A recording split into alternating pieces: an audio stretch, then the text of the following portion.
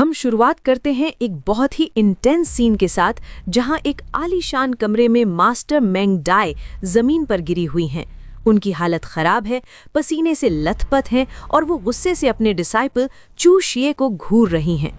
वो चिल्लाती हैं, "यू ट्रेटरस डिसाइपल, तुम्हारी हिम्मत कैसे हुई अपने मास्टर के साथ ऐसी बदतमीजी करने की?"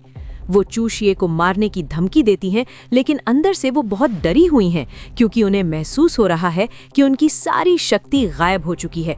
वो सोचती हैं, पता नहीं क्यों मैं अपनी कोई भी स्किल यूज नहीं कर पा रही हूँ। मैं इस वक्त एक आम इंसान जैसी कमजोर हो गई हूँ।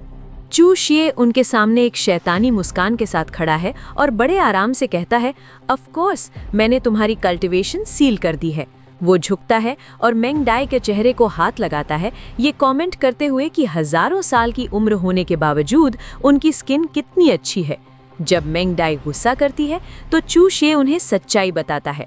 वो कहता है कि जिस दिन मेंग डाई दुश्मनों से भाग रही थी, उसने मौका देखकर हेवनली वीपिंग समसारा सील का इस्तेमाल किया था।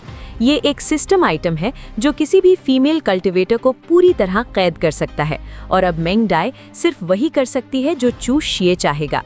मेंग डाई अभी भी मानने को तैयार नहीं होती, तो चू शिए अपना असली पत्ता खोलता है। वो उन्हें याद दिलाता है, "मास्टर, अगर हेवनली स्वॉर्ड पीक की लियू शुए को पता चला कि तुमने अपनी कल्टीवेशन खो दी है, तो वो क्या करेगी?" ये सुनते ही मेंग डाई का चेहरा सफ़ेद पड़ जाता है। चू शिए याद दिलाता है कि मेंग डाई ने लियू शुए के पिता को एक ही वार में मार दिया था।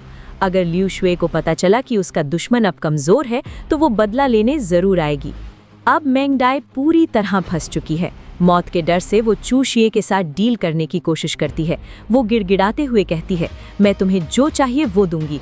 हेवनली मटेरियल्स, दुनिया के खजाने, कल्टीवेशन रिसोर्सेज, बस मुझे जाने दो।"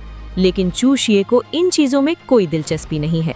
वो साफ मना कर देता है और कहता है, "मुझे वो सब नहीं चाहिए। मुझे जो चाहिए वो तुम हो।" चू शिए एक चमकती हुई किताब निकालता है और कहता है कि ये एक एंशिएंट कल्टीवेशन टेक्निक है जो उन दोनों के लिए फ़ायदेमंद होगी। मेंग डाई तुरंत समझ जाती है कि ये एक ड्यूअल कल्टीवेशन टेक्निक है और वो चिल्लाती है, "नो वे, बिल्कुल नहीं।" वो अपने आप को एक महान सेंट समझती है और चू शिए को एक चींटी समझती है, इसलिए वो अपनी इज्जत एक डिसाइपल के हाथ में नहीं देना चाहती। लेकिन चू शिए ज़बरदस्ती शुरू करता है और मेंग डाई, जो कि सील की वजह से कमज़ोर है, उसका विरोध नहीं कर पाती। सीन शिफ्ट होता है और हमें सिस्टम की नोटिफिकेशंस दिखाई देती हैं। चू शिए को ट्रेटरस डिसाइपल का टाइटल मिलता है और उसे 1000 ब्रेक थ्रू पॉइंट्स मिलते हैं। मेंग डाई के साथ ड्यूअल कल्टीवेशन करने की वजह से चू शिए की पुरानी चोटें ठीक हो रही हैं और उसका कल्टीवेशन एप्टीट्यूड टैलेंट तेजी से बढ़ रहा है। सिस्टम बताता है कि उसका एप्टीट्यूड अब हेवनली ग्रेड यानी कि 317 पॉइंट्स तक पहुंच गया है और कल्टीवेशन की स्पीड 20 गुना बढ़ गई है। कुछ ही घंटों में चू शिए की ताकत बढ़ती जाती है, सेकेंड स्टेज, थर्ड स्टेज, सीधा 9th फाउंडेशन बिल्डिंग स्टेज तक। सुबह होती है और हम देखते हैं कि मेंग डाई बिस्तर पर बैठी है, चादर से खुद को ढके हुए, और वो शर्म और गुस्से में है। वो धीरे से पूछती है, "तो क्या आप तुम ये सील हटाओगे?" चू शिए कपड़े पहनते हुए मुस्कुराता है और कहता है, "बिल्कुल नहीं।" वो मेंग डाई को समझाता है कि अगर उसने ये बात किसी को बताई तो वो खुद मुसीबत में पड़ जाएगी। इसके बाद चू शिए एक नीले रंग का इमेज रिटेनिंग क्रिस्टल हवा में उछालता है। मेंग डाई ये देखकर दंग रह जाती है और पूछती है, "क्या तुमने इमेजेस रिकॉर्ड की हैं?" चू शिए हंसते हुए कहता है कि ये बस एक सूवेनियर है। वो मेंग डाई को एक फाइनल वार्निंग देता है कि इस सील को मेरे अलावा कोई नहीं खोल सकता, यहाँ तक कि हेवनली एम्परर भी नहीं। अगर मैं मरा तो तुम हमेशा के लिए एक आम इंसान बनकर बूढ़ी होकर मर जाओगी। और सबसे बड़ी धमकी ये देता है कि अगर मैं मरा तो ये क्रिस्टल की रिकॉर्डिंग पूरी दुनिया में फैल जाएगी और लोग ग्रेट सेंट के बारे में क्या सोचेंगे। मेंग डाई के पास अब गुस्सा करने के अलावा कोई रास्ता नहीं बचता। वो चू शिए को कोसती है कि वो कुत्ते की मौत मरेगा। चू शिए वहां से निकल जाता है, लेकिन मेंग डाई अभी भी हैरान है कि एक मामूली फाउंडेशन बिल्डिंग स्टेज के डिसाइपल ने उस जैसे महान सेंट को कैसे हरा दिया। सीन बाहर आता है जहां रात का अंधेरा है।